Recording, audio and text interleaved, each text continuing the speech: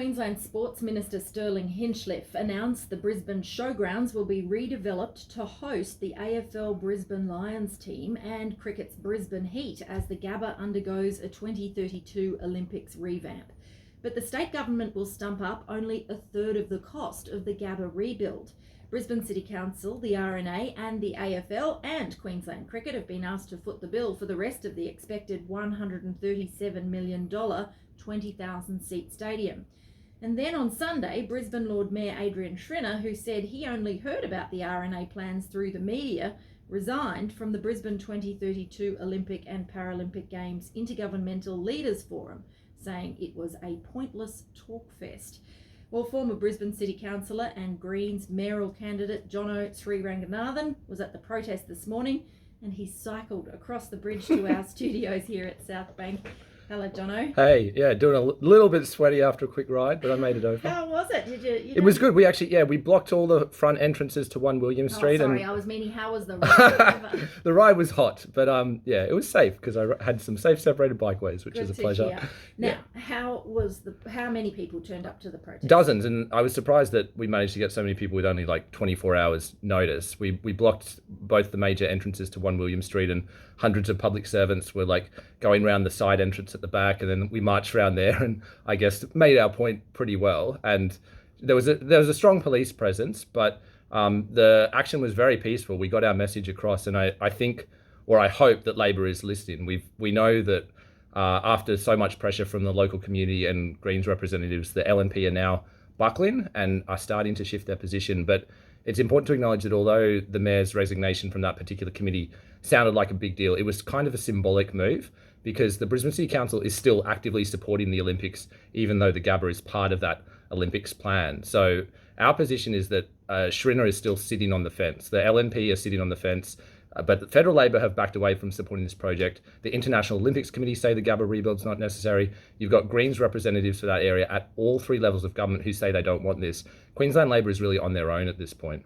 Why was a protest going to do anything today? Well, I think it's clear that the protests have been working, because only a year ago, everyone was saying that the Gabba is a done deal. Both the major parties were firmly behind it. I cannot stress that enough. The Liberal National Party has been 100% behind the Gabba Stadium rebuild until like the last couple of weeks. And I think what they did was some polling, and they saw that public opinion against this project is extremely strong and is still rising. And so obviously one short protest on a weekday morning is not going to change the political landscape by itself, but we've had multiple protests, multiple community actions, lots of different forms of public pressure, and that's clearly starting to add up now that the LNP are nervous about losing seats. You're running for Lord Mayor, but this is clearly a state issue, but you can see the politics all over this, can't you? Yeah, and it is frustrating, because I actually think that the LNP's move in the last couple of weeks is more about party politics than good policy in a way.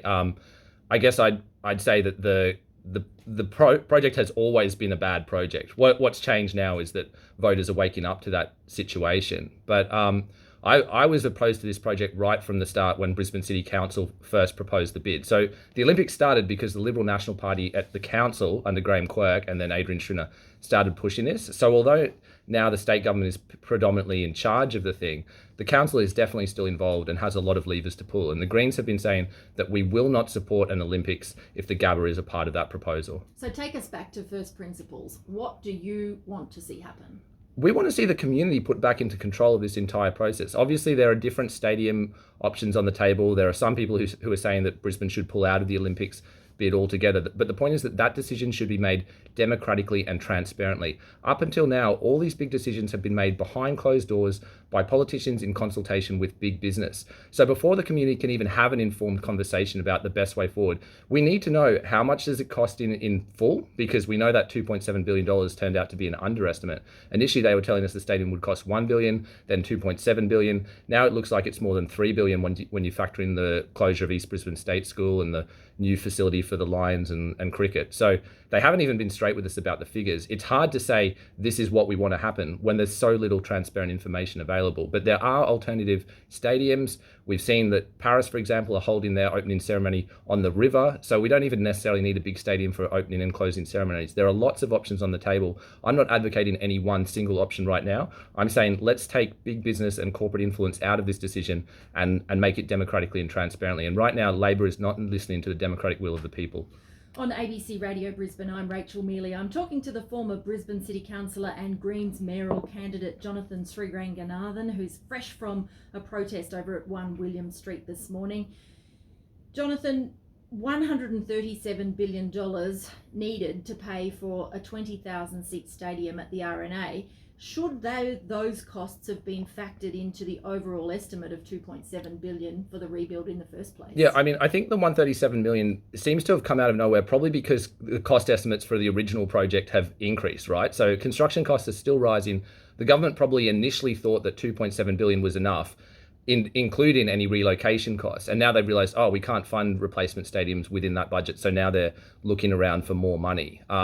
I don't think that it's necessary to redesign the RNA Stadium. I think we have other existing athletic stadiums that are already designed as athletic stadiums and could be improved for a fraction of the cost. And the same goes for the Gabba. They won't accommodate the cricket or the AFL though. Well, the cricket and the AFL already have a stadium, right? There's already a stadium for cricket and the AFL, and it's called the Gabba, and it's been a great home for those sports, and it could do with some minor upgrades, but it doesn't need to be demolished. It was upgraded only 20 years ago. Really, a lot of the stadium is only 20 years old. So if anything is to be done to the Gabba, you will acknowledge though that it needs a time out of circulation to be redeveloped is probably the word that is at one end, but zhuzhed is another. I mean, there's lots of cities around the world that upgrade stadiums in stages. So they might close one stand or one quarter of the stadium for a year or two while they make some redevelopments to it. There aren't actually that many games at the stadium that fully need all the capacity. But right now, what we're talking about is value for money. And I'm sure lots of people agree that the Gabba could do with some improvements, but lots more people agree that we need spending on public housing. And right now we have a government that's saying they don't have any more money for public housing, even though thousands of people are struggling to put a roof over their heads, but they do have hundreds of millions of dollars, billions of dollars for a stadium. So this is about political priorities. Sure, if everything else was going fine in society and everything was chugging along really well, maybe then spending on mega stadiums would be a higher priority. But right now there are more pressing needs. Queenslanders are struggling. Brisbane residents don't want this. So let's go back to the drawing board and think about how else we can use those resources. Are you swooping in on the weekend's events here and taking advantage of this for your own political position? I'm definitely swooping in on the political moment in terms of ramping up the pressure. Labor is under pressure, and now is a strategically valuable time to be ramming home the message that the community doesn't want it. One of the reasons I decided to run as a candidate for mayor was that I did want to put more pressure on Labor and the Liberals about this ridiculous Olympics proposal, and that's obviously working. So the community campaign against the Gabba goes hand in hand with political pressure, and we've seen now that the LNP are worried about losing seats to the Greens, and Labor is worried about losing seats to the Greens as well. And we think that fear of losing seats to the Greens is one of the best cards we have up our sleeves in terms of stopping this Gabba project. We spoke to a local resident on the ABC Brisbane Mornings program earlier in the week, and she was just saying that she was delighted to hear a wedge opening in terms of what they've been saying. She's been saying that residents in that area have not been listened to. They haven't been listened to about the East Brisbane State School. And finally, over the weekend, she said that movement in the air, in the wind, was what local residents have been wanting to see. What does your polling tell you about what will happen next year in that area? We can't actually afford to do polling, but we've done a lot of door knocking and talking to people on the door. It's very clear that this project is politically toxic, not just within Wollongabba and East Brisbane and Coorparoo, but right across the city. I was door knocking in Wavell Heights last weekend, and people in Wavell Heights were saying, Jono, this is a ridiculous idea. I don't want public funds spent on this stadium. So it has become a really big political issue, and it's been brewing for a while. Obviously, we've reached a tipping point now where the LNP have become nervous, but it's not new that people are frustrated about this project. What's new is that the political parties are finally feeling that pressure and are starting to change their tune. In the lead up to the state election, which isn't to be held until October next year, what do you want to hear from the LNP about their position on the Gabba rebuild? The LNP should refuse to support an Olympics outright unless the Gabba is reconsidered. And the council has a lot of levers. It's pretty obvious that the state government can't push ahead with an Olympics without the cooperation of the council, because the council is needed for so many on-the-ground logistical and practical service provision tasks. So the state government can't deliver this Olympics without the council, and the council, the Lord Mayor,